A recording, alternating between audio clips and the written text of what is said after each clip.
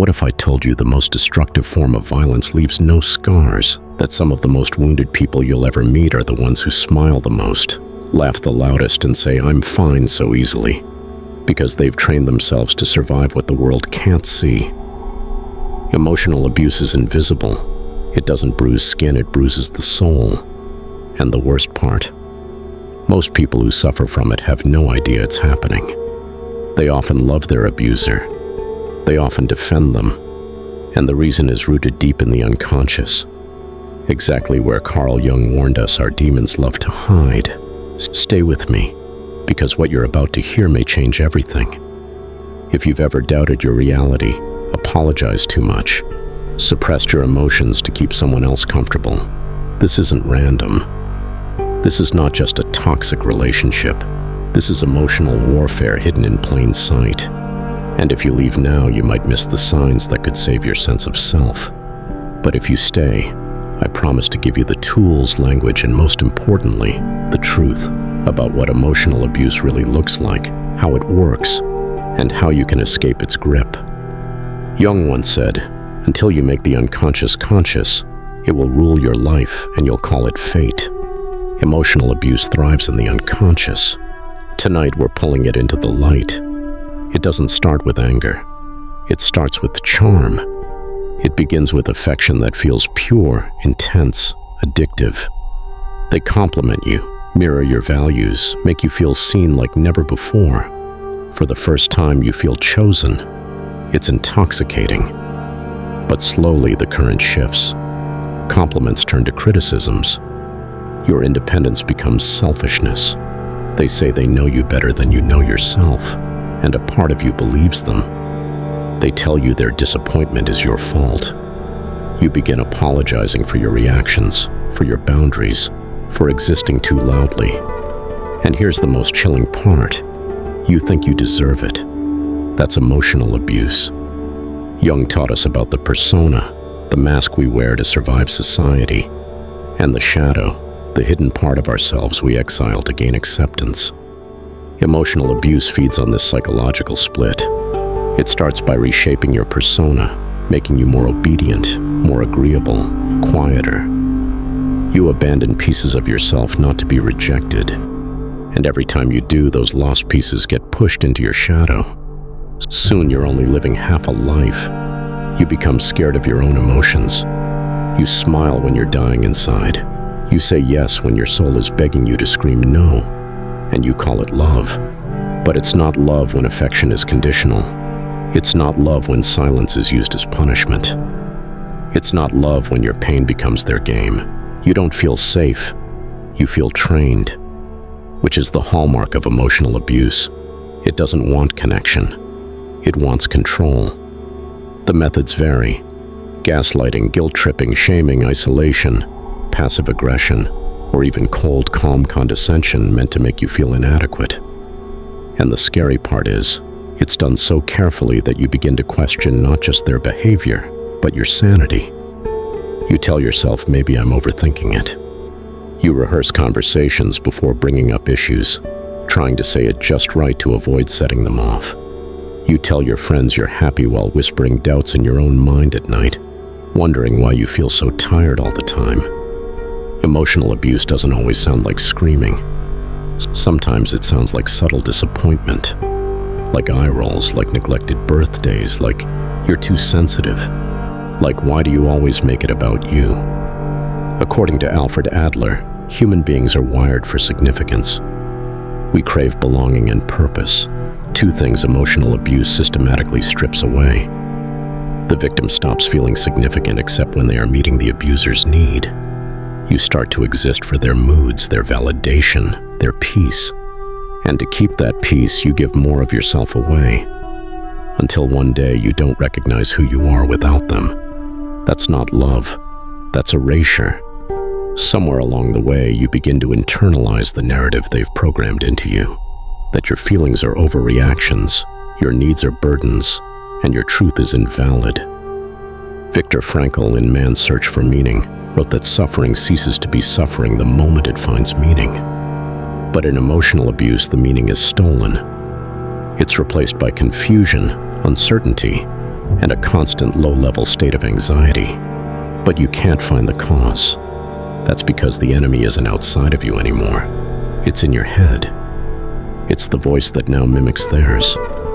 Have you ever felt like you were shrinking just to be loved? Have you ever sacrificed your voice, your boundaries, your dignity, just to avoid conflict with someone you care about? Have you ever lied to yourself to protect someone who keeps hurting you?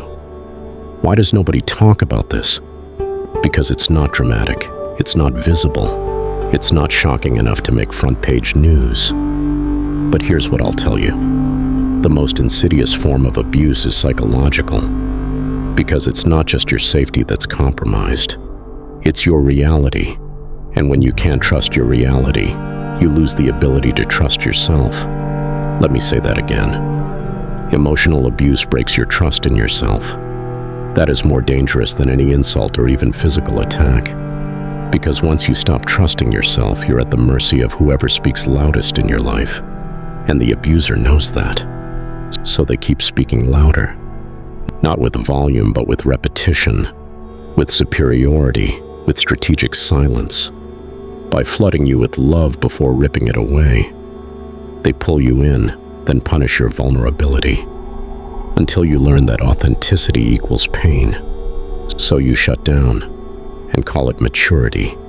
Carl Jung believed the soul wants to become whole.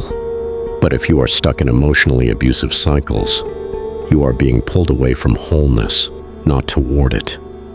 Each suppressed emotion, each ignored intuition, each fake smile is a small betrayal of your true self. And over time it adds up. You go numb, not because you're lazy or broken, but because numbing out is your only form of safety. That's not weakness. That's intelligence in disguise.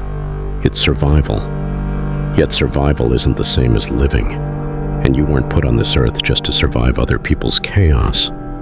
That warmth you feel when someone truly sees you, that deep yearning to be known without having to earn it, that is the soul speaking. It's telling you what you're missing. And it has nothing to do with being too sensitive or dramatic.